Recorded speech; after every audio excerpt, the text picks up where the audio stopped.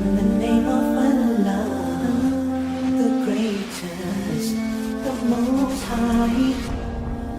Allah Azza wa Jalla, you are my only one true love.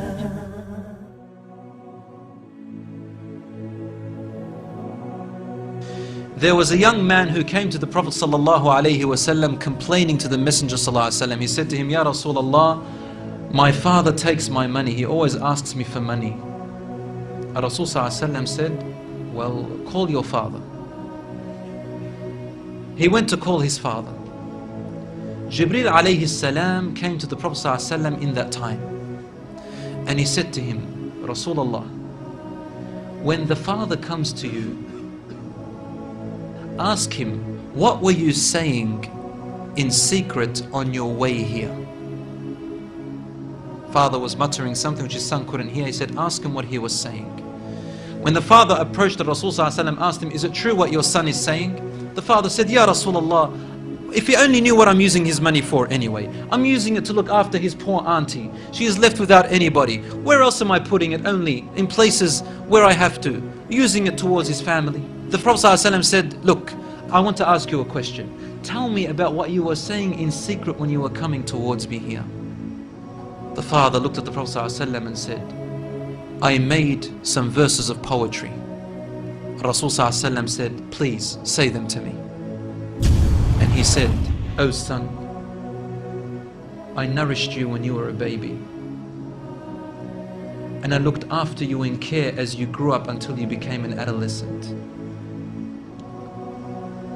You lived upon what I worked for and strived and sacrificed in my body and time and wealth,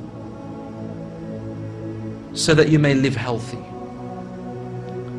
Whenever a night passed you, when you were sick or ill or coughed, I was the first to be up, carrying you and looking upon you with my heart, afraid if an atom or a little breeze would harm you in any way. I could not sleep while seeing you sick until you slept, and then I slept. He said, when I used to see you sick, it was as if I was the one who was sick and ill, and so my eyes would always overwhelm with tears, but you never knew. And then he said, and when you finally reached the adulthood, which all my life I was anticipating and looking forward to seeing you become that. I mean, this is all he's doing, right? He's raising him, waiting for the day he's going to get married, the day when he will get his qualifications and finish, the day when he will get his skill, the day when he can stand on his feet, the day when he will rejoice, until you reach the day when I have all my life anticipated in my heart to see you reach and rejoice. You gave me a reward, and your reward was harshness and frowniness and mistreatment, as if I am the one who owes you and you owe me nothing. The way you treated me is like what a neighbor would treat his neighbor. I wish that you even gave me that. Rasul ﷺ, he looked up at the father, and the father looked at him, and the Prophet ﷺ's beard was soaked with tears.